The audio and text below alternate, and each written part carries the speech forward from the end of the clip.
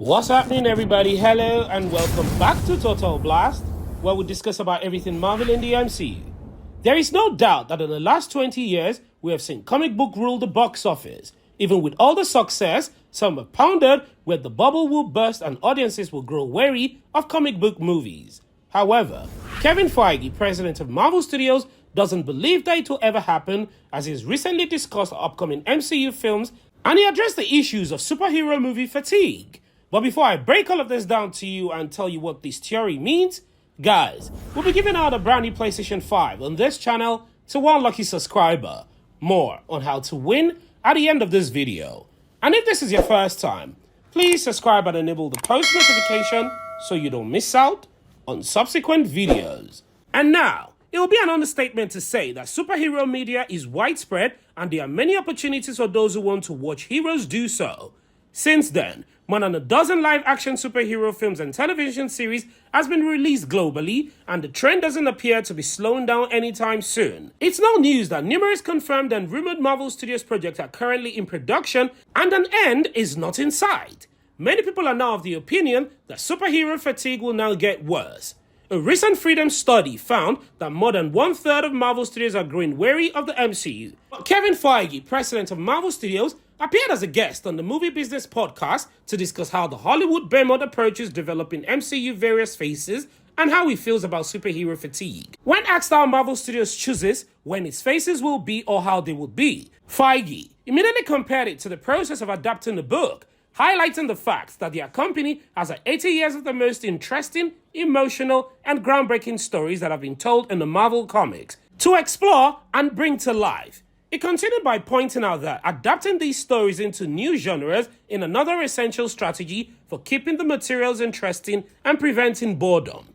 It went on to say, and I quote, "I've been at Marvel Studios for 22 years now. Over 22 years, and most of us at Marvel Studios have been around over a decade or more together. And from approximately my second year at Marvel, where people are saying, well, how long is this going to last? Is this mania of comic book movies ever going to end?" And I didn't understand the question. Because to me, it wasn't acting to say that after Gone with the Wind, well, how many more movies can be made of novels? Do you think the audiences will sow on movies being adapted from books? Well, it isn't wrong though, because if Marvel Studios has producing romantic comedies based on Pasty Walker, From Before Hellcat, or authentic Tomb of Dracula horror films with Blade or Morbius in sight, perhaps then, his case will persevere. I mean, the ability of superhero stories to be set in virtually any kind of narrative environment is one of the things that distinguish the genre from the others. Horror, comedy, political thriller, and massive blockbuster spectaculars are all possibilities. Despite all superhero themes, Captain America the Winter Soldier, Werewolf by Night, Antman, and Avengers Endgame all offer different experiences. This is probably a major factor in the continued popularity of these kind of films and television programs today. In any case, it's comforting to know that the person who creates superhero movies continues to enjoy them. Moreover, the genre has endured and continued to develop after Endgame. Despite occasional harsh reviews, particularly in regards to Phase 4, as most of the fans felt like it didn't live up to expectation, but Kevin Feige made it plain in an interview with comicbook.com that Phase 4 was a building phase. I mean, the MCU's Phase 4 has accomplished a lot in a short period of time. Phase 4 was a reset that I had to do in order to introduce new characters. In no particular sequence, characters like Shang-Chi, Agatha Harkness, Kate Bishop, Kamala Khan, American Chavez, and the Eternals all made their debut throughout the past 2 years.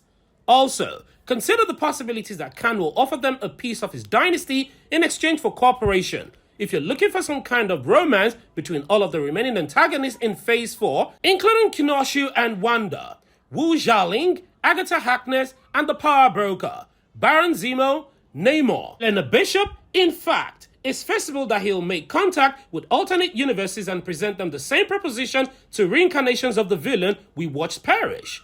Of course, there are a few instances that amount to a little more than a plot point for a later movie, television show, stage play, or saga. As Phase 4 came to an end, the following were only a few unanswered questions. I mean, the question of whether Black Knight will make a public appearance before Blade or Eternals 2 comes to mind, as well as what is responding to the Ten Ring signal.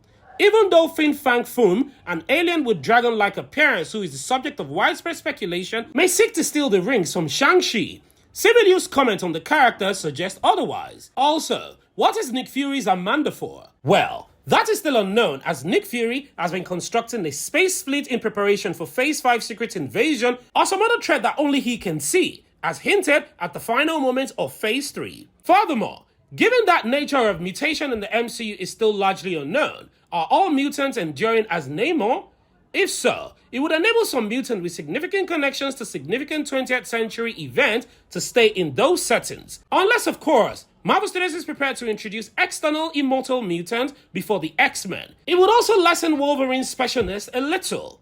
On aspect of Marvel, and I really admire how they've been able to see all of their stories go through to the end, Marvel has been a major player in Hollywood for the past decade. When a studio has been developing a cinematic universe based on each film having a consistent plot for more than 10 years, it's really good, and they finally have confirmation of where Kevin Feige and the creative team are guiding fans. After all, Phase 5 gave the MCU several new heroes. And what's more, screenwriter Jeff Loveness recently teased the role that the Phase 4 Marvel heroes will have in Phase 5 and 6 as the build-up to Avengers Kang Dynasty begins in an interview with SFX magazines via game readers. He says, while being careful not to give away too much, that Phase 5 and 6 can put these characters to the test because Phase 4 further developed the franchise world. He adds that it's time to put the pedal to the gas again. As we all know, a handful of new heroes have been introduced into the Phase 4, and it's not quite apparent that they will fit into the bigger MCU.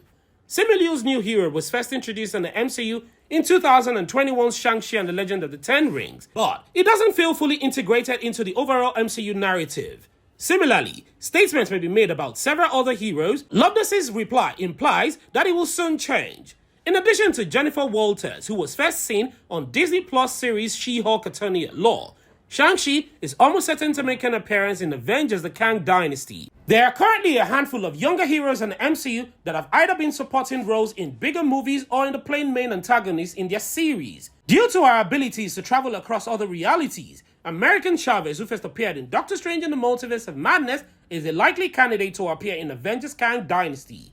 Kate Bishop, Miss Marvel, Ironheart, and maybe Scar, who made a brief appearance in She-Hulk Attorney at Law, are other teenage heroes that are expected to make an appearance. Given a more prominent part in Antman and the Wasp Quantumania, Cassie Lang, who is Scott's daughter, also looks likely to appear.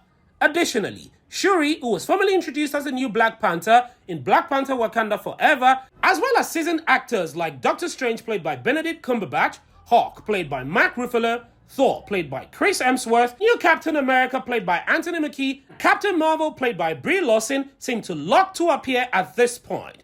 It's also likely that additional characters from Avengers Kang Dynasty, including Wong played by Benedict Wong, Wanda played by Elizabeth Olsen, or possibly the Eternals, will make a comeback. The main problem Avengers Kang Dynasty confronts is how to balance such a wide roster of heroes with so many fresh and seasoned characters that could come. So, I therefore have high hopes that Phase 5 and 6 will live up to what Kevin Feige and Jeff Loveness have hinted it to be.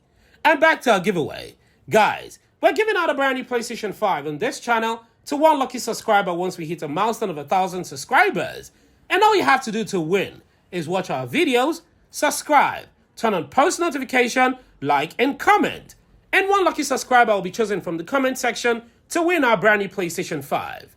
Also, we want to say thank you to everyone who has supported us this far. We truly appreciate it. What are your thoughts on this video? And what do you think about what Kevin Feige said? Please, don't forget to like this video and share your thoughts and opinions in the comment section below. Subscribe and turn on the post notification so you don't miss out on any of our latest Marvel news. Thank you so much for watching.